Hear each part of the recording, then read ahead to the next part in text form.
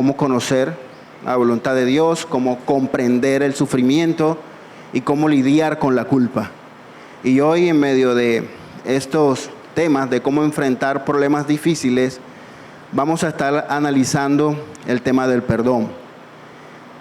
En la última clase de cómo lidiar con la culpa, pudimos ver que había cierta confusión entre lo que son los sentimientos de culpa y la realidad de la culpa. El hermano lo mencionaba como esos sentimientos de culpa subjetivos, es decir, falsos, y sentimientos de culpa objetivos, que son esos sentimientos de culpa reales. Ahora, la respuesta que vamos a ver hoy es la única respuesta a esa culpa real, y es el perdón real, no un perdón objetivo o falso, sino un perdón real. Y es porque solemos tener a veces la misma confusión entre lo que es un perdón real y un perdón falso, un perdón objetivo. ¿Y cómo nosotros podemos entender eso? ¿Qué quiere decir eso de perdón subjetivo o perdón objetivo, perdón falso, perdón real? A veces puede que no nos sintamos perdonados, aunque nos sintamos perdonados. Voy a repetir eso. A veces no podemos ser perdonados, es decir, usted se siente perdonado, pero en realidad, bíblicamente, usted no está perdonado. O podemos ser perdonados, es decir, el Señor dice que le ha perdonado y usted no se siente perdonado. Primera de Juan 1:9, ustedes lo conocen, dice que si confesamos nuestros pecados, Él es fiel y justo para perdonar nuestros pecados y limpiarnos de toda maldad. ¿Qué dice este pasaje? ¿Qué dice este texto? Que debemos confesar nuestros pecados, y si soy honesto de verdad, es decir, si soy sincero en mi arrepentimiento, no un arrepentimiento subjetivo, sino real, honesto, el Señor promete perdonarme absolutamente y dice que Él me limpiará de toda maldad. Esa es una promesa. El no aceptar esa promesa nos mete a nosotros en un gran problema, porque no estamos confiando, no estamos descansando en la veracidad y en el poder de su palabra. Entonces, nuestro entendimiento del perdón no puede descansar en sentimientos o emociones subjetivas. Nuestro entendimiento del perdón tiene que descansar en la veracidad de las Escrituras. En términos prácticos, o soy perdonado o no soy perdonado. Y eso depende de esa cercanía que yo tengo con las Escrituras y esa intimidad que yo tengo del Señor. Por lo tanto, debemos entonces superar esa confusión entre lo que es llegar a comprender si en realidad he sido perdonado o si en realidad no he sido perdonado. Vamos a definir entonces lo que es el perdón y vamos a estar definiéndolo a lo largo de este tiempo de clase en términos prácticos, en dos perspectivas, en lo que significa el perdón de Dios y la práctica del perdón, cuando hemos tenido el entendimiento. Entendiendo el perdón de Dios y practicando el perdón de Dios. La Biblia no nos da como tal, ¿sí?, que usted encuentre en la Biblia una definición como de diccionario acerca de lo que es el perdón, aunque sí nos muestra muchos ejemplos, pasajes bíblicos, y algunos de estos textos que vamos a ver brevemente, podemos utilizarlos para entender o poder describir lo que es el significado del perdón en esas dos perspectivas que le he dicho, en cuanto a nuestra relación vertical de sentirnos perdonados por Dios y en cuanto a nuestra relación con los demás. Vamos a leer el Salmo 103, versículos 8 al 12. Dice, Salmo 103, versículos 8 al 12, no sé si, bueno, acá tenemos algo de proyección. Dice la palabra del Señor así, Salmo 103, 8 al 12. Compasivo y clemente es el Señor, lento para la ira y grande en misericordia. No luchará con nosotros para siempre, ni para siempre guardará su enojo. No nos ha tratado según nuestros pecados, ni nos ha pagado conforme a nuestras iniquidades. Porque como están de altos los cielos sobre la tierra, así es de grande su misericordia para los que le temen. Y el 12 dice, como está lejos el oriente del occidente, así alejó de nosotros nuestras transgresiones. Estos últimos versos van a ser importantes en algunos de los puntos que vamos a estar tratando hoy. Está lejos el oriente del occidente, así alejó de nosotros nuestras transgresiones.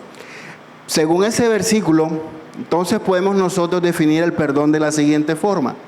El perdón es un acto de la voluntad de Dios, quien por su misericordia ha decidido, a través del sacrificio de Cristo, cancelar la deuda de nuestros pecados, librándonos de la culpa y restaurando nuestra comunión con Él.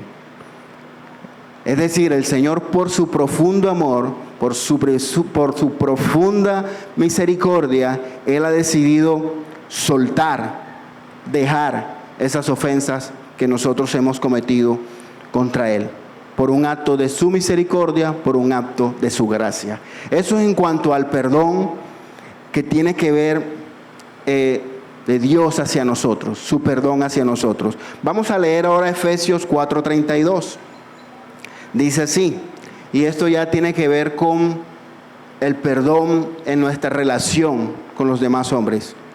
Efesios 4:32 dice, sean más bien amables unos con otros, misericordiosos, perdonándose unos a otros, así como Dios los perdonó en Cristo. Entonces vemos aquí claramente un mandato en el que el Señor nos manda que así como Él nos ha perdonado en Cristo, nosotros debemos perdonar a aquellos que son nuestros hermanos. Y en cuanto al perdón que tiene que ver con nuestra relación con los demás, entonces lo podemos definir así.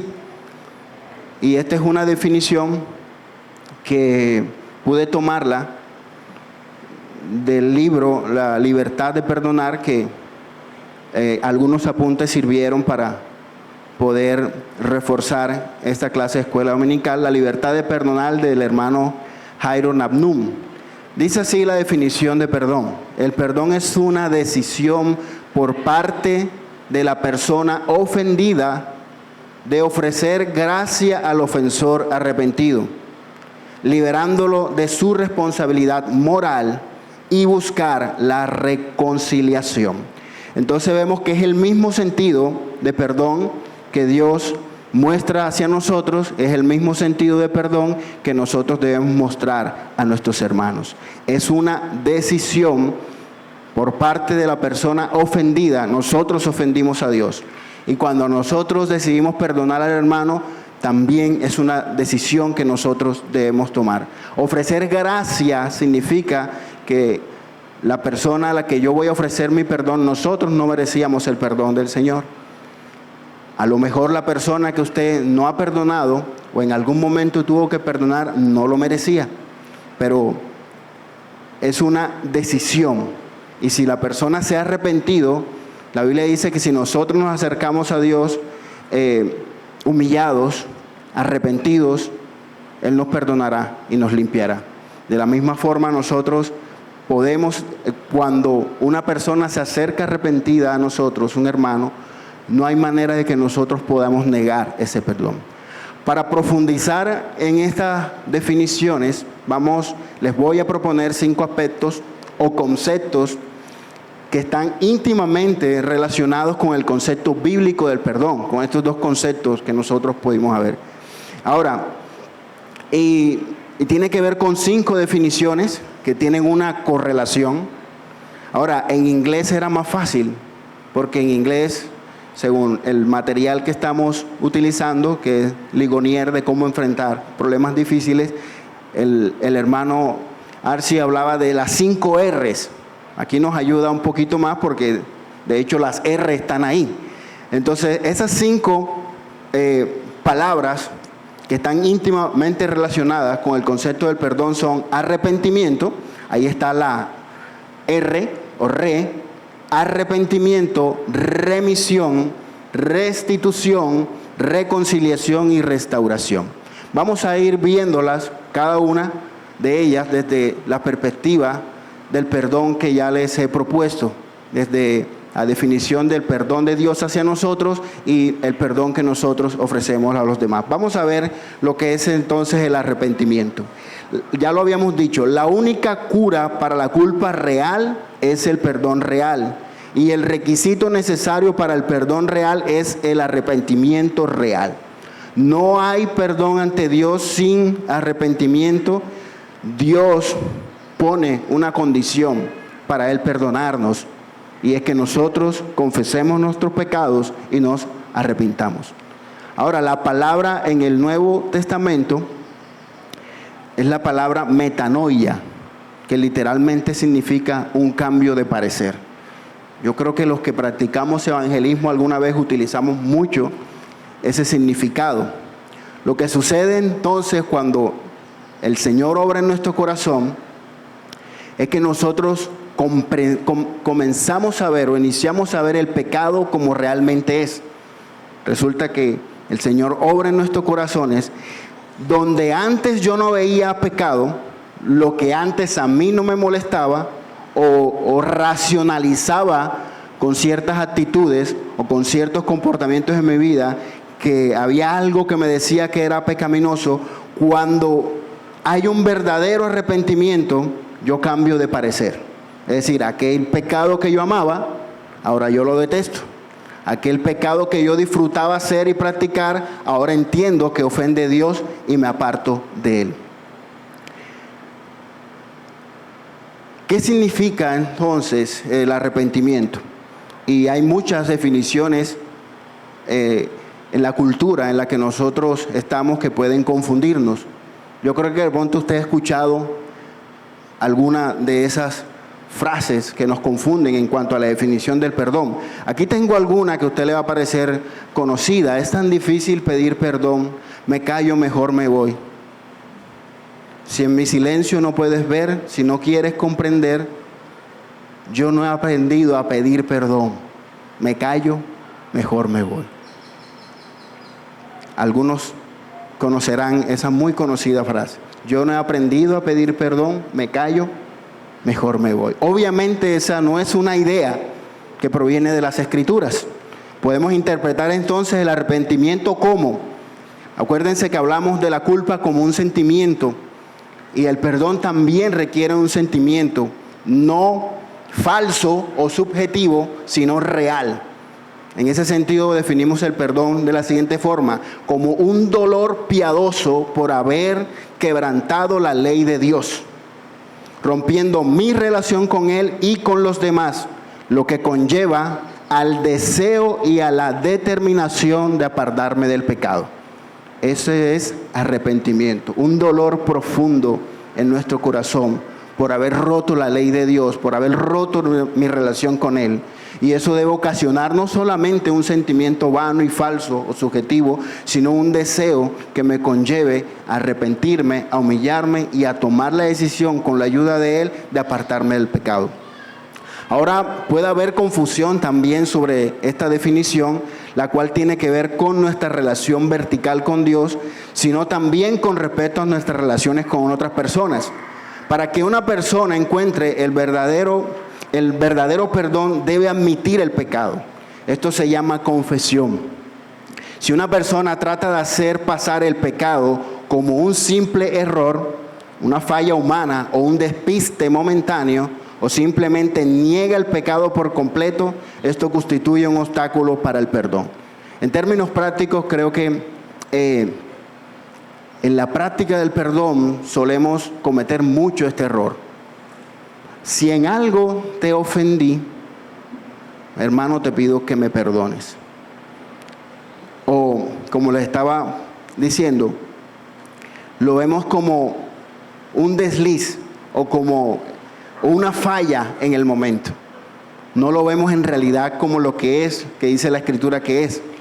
Hermano, perdóname, yo pequé contra ti. Dice Primera de Juan 1, del 8 al 10. Si decimos que no tenemos pecado, nos engañamos a nosotros mismos y la verdad no está en nosotros. Y nuevamente, si confesamos nuestros pecados, Él es fiel y justo para perdonar nuestros pecados y limpiarnos de toda maldad. Y el 10 dice, si decimos que no hemos pecado, lo hacemos a Él mentiroso y su palabra no está en nosotros. Lamentablemente solemos reducir nuestras ofensas a un malentendido. Eso es en la práctica del perdón. Un malentendido, incluso y muy común dentro de la iglesia. El cristiano está obligado, queridos hermanos, a desechar ese concepto de que simplemente fue un malentendido. Si toda ofensa se debe a un malentendido, entonces podemos decir que no hubo pecado. No, fue un malentendido.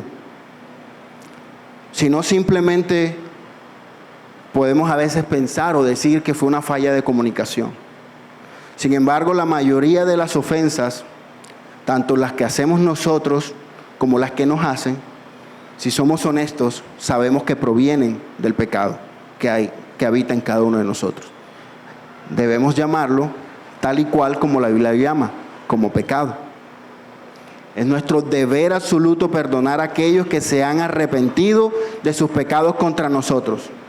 Y fíjense que el Señor Jesús lo dice categóricamente.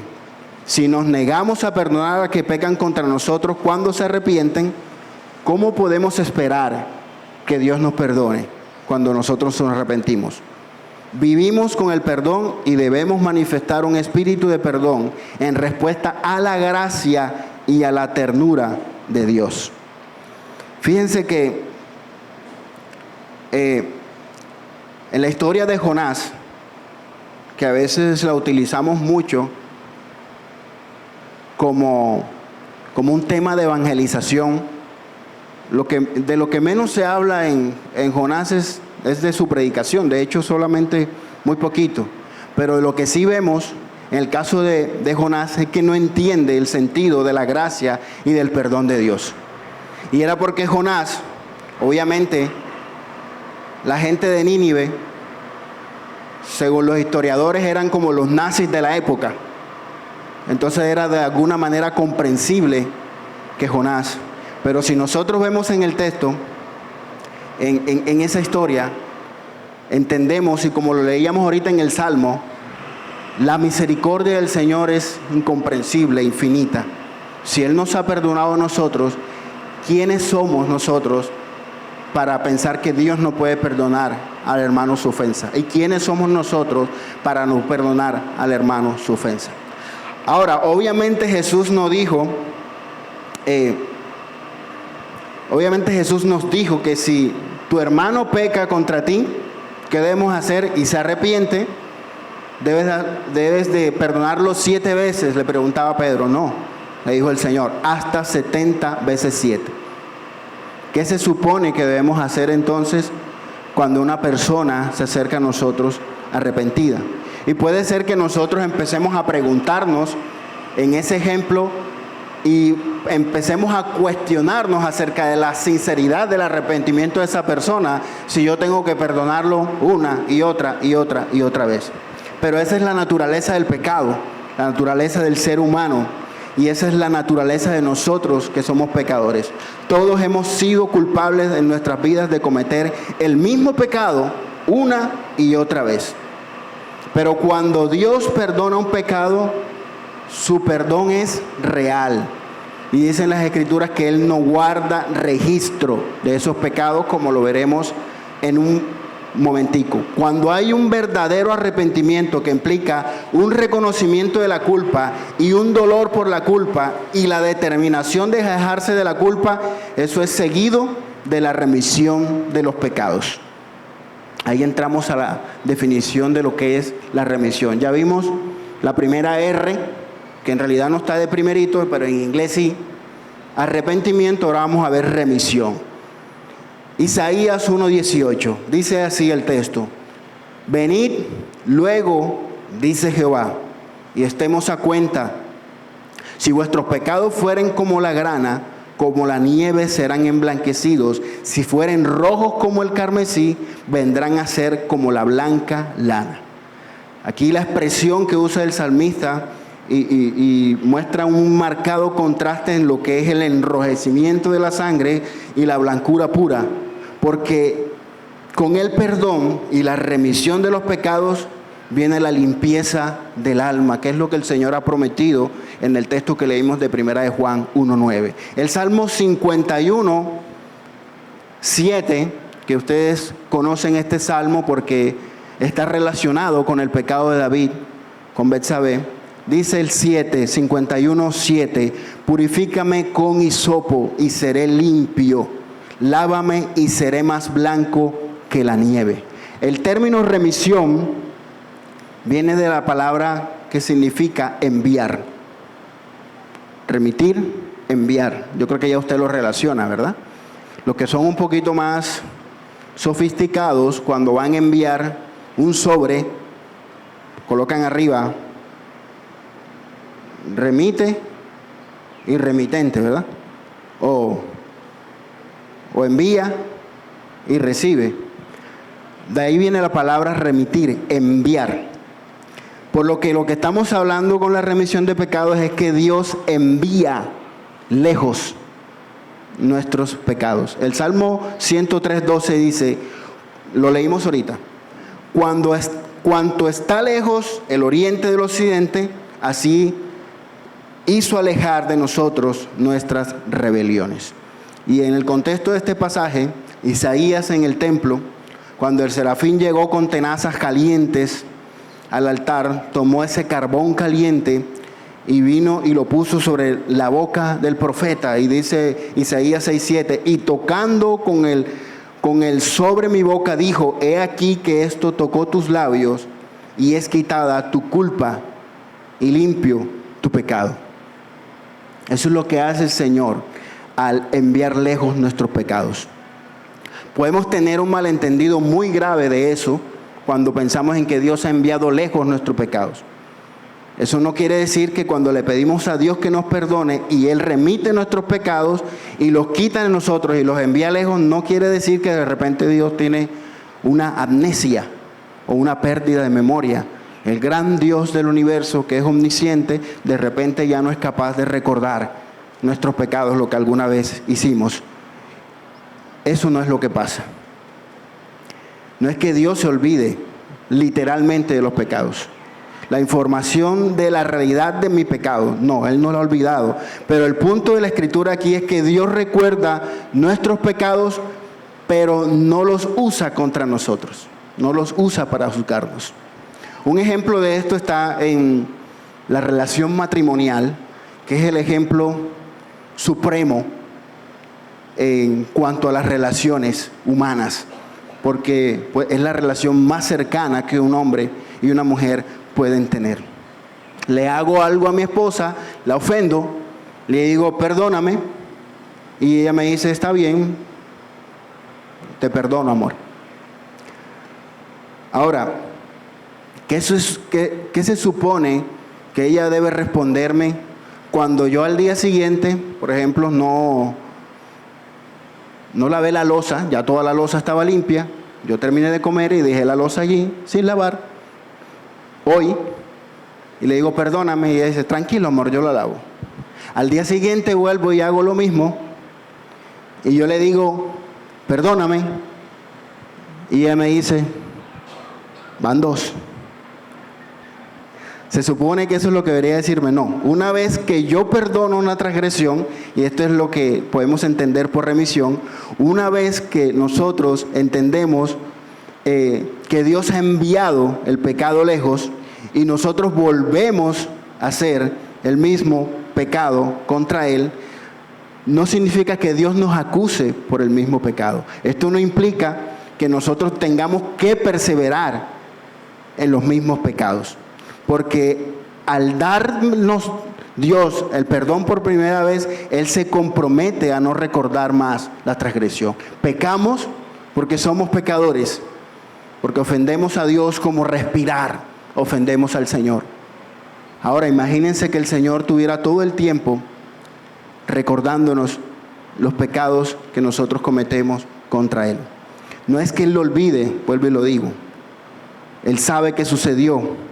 Pero cuando llega la segunda vez, Él no nos dice, van dos, es una, porque la relación es nueva cuando Él nos ha limpiado del pecado.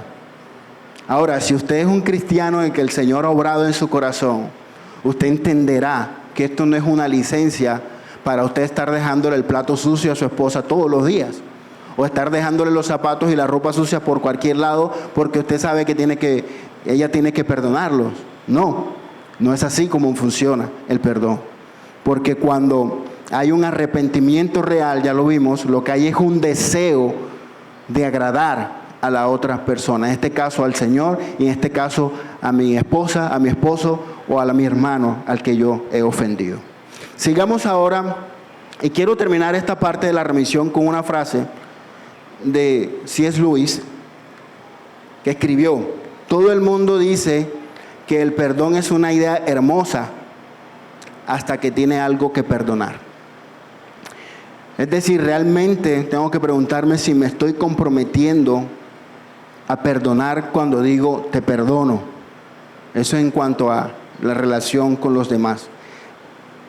Estoy pensando que ya es el final, que ya no voy a guardar más eso en contra de la otra persona, que no voy a albergarlo más a mi alma, que no voy a dejar que crezcan raíces de amargura.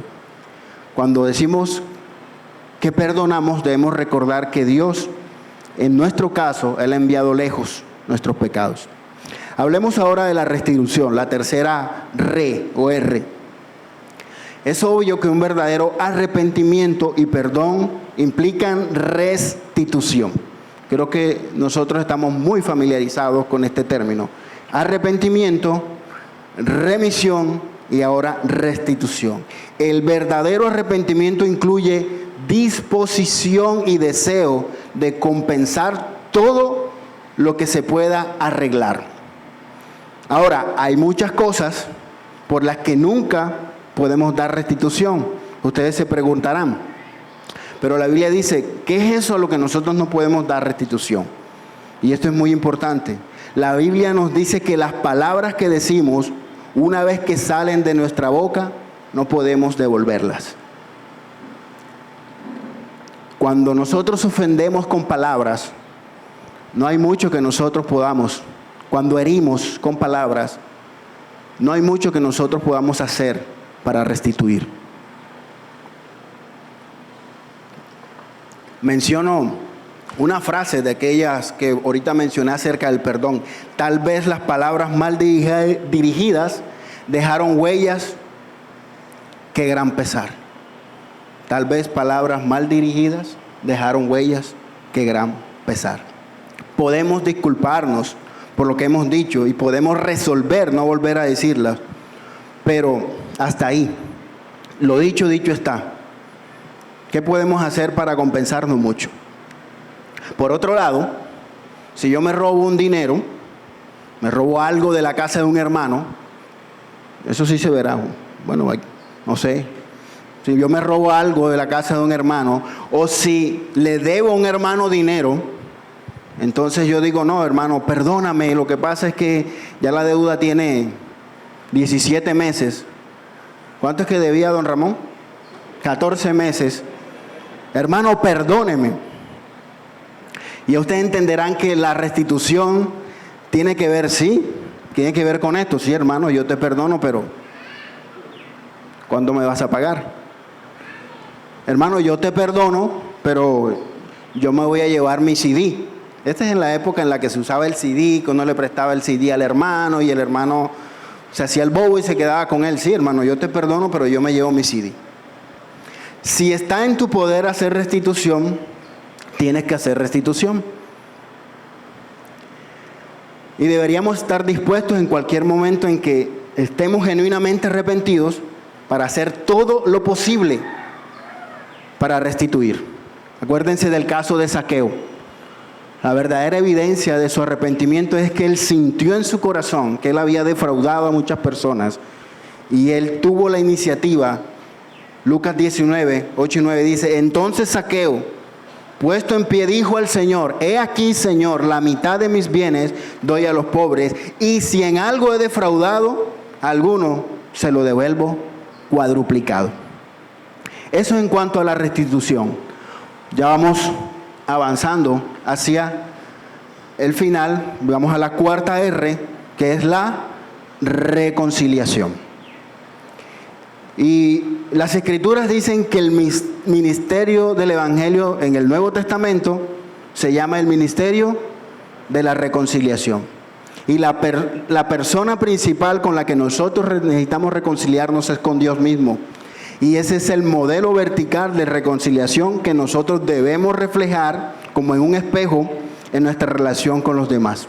Buscar la reconciliación a nivel horizontal.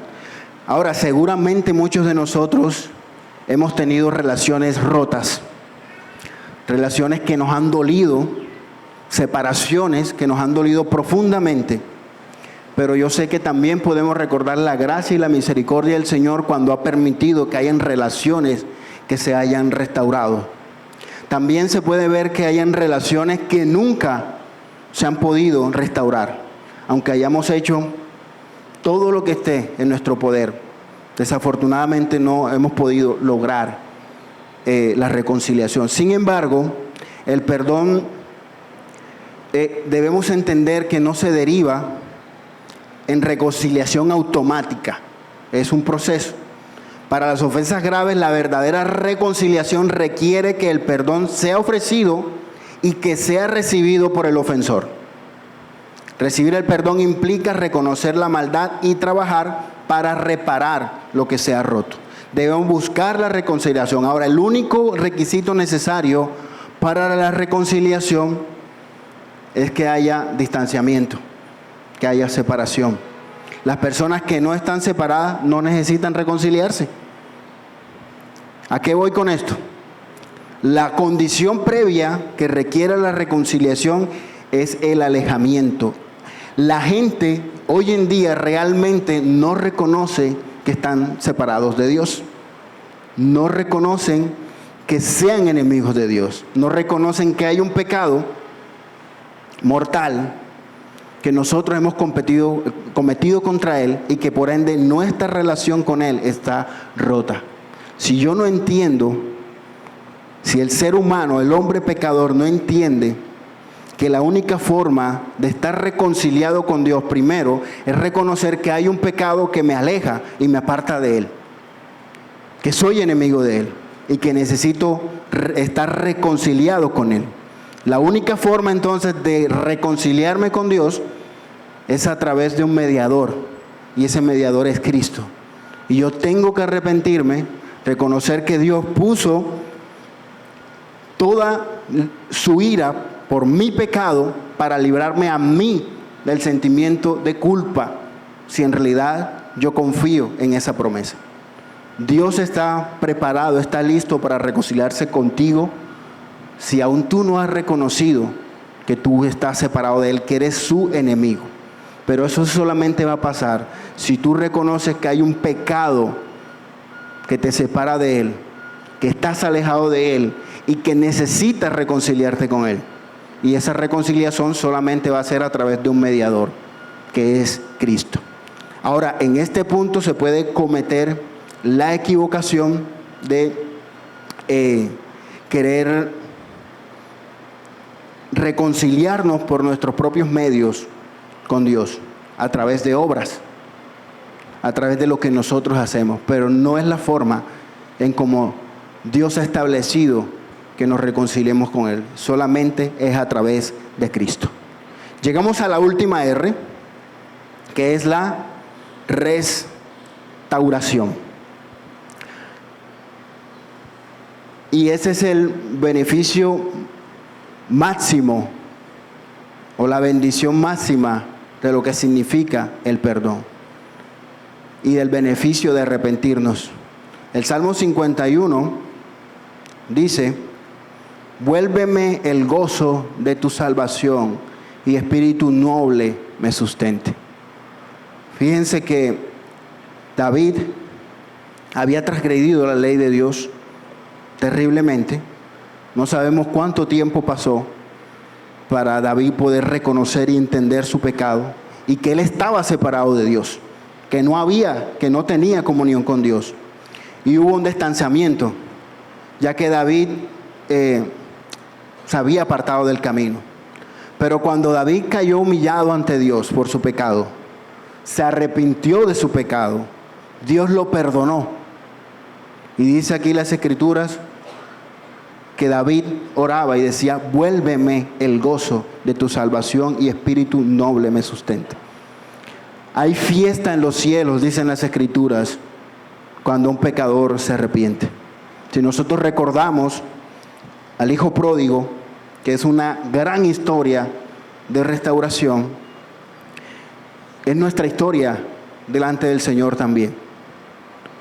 Nosotros estamos apartados de Él, y en el momento en que este joven entró en razón, se arrepintió y fue donde su padre, fue recibido, fue perdonado, fue limpiado y fue restaurado. Podemos nosotros entonces confiar que cuando entendemos el perdón que Dios nos ha dado de manera real y vivimos con esa libertad, vivimos con ese gozo y hemos tenido un arrepentimiento genuino, hemos hecho restitución y entendemos que Él ha enviado lejos nuestros pecados, nosotros podemos también entender que hemos sido restaurados como sus hijos.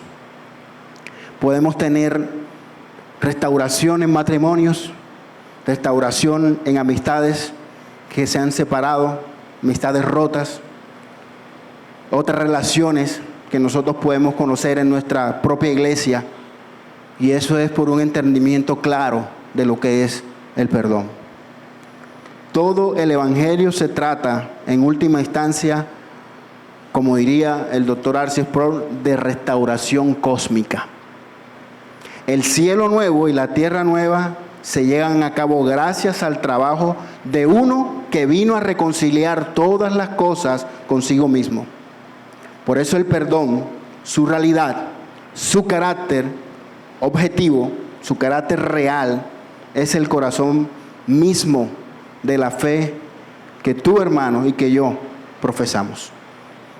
El perdón, el entender el perdón, va ligado a un entendimiento real y práctico también de los beneficios y las bendiciones del Evangelio y de la obra de Cristo en nuestras vidas.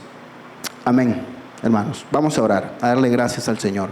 Padre, gracias, Señor, por este hermoso tiempo, por reunirnos una vez más delante de ti, Señor. Como hemos leído hoy en las Escrituras, tú te has propuesto, Señor, reconciliar contigo todas las cosas.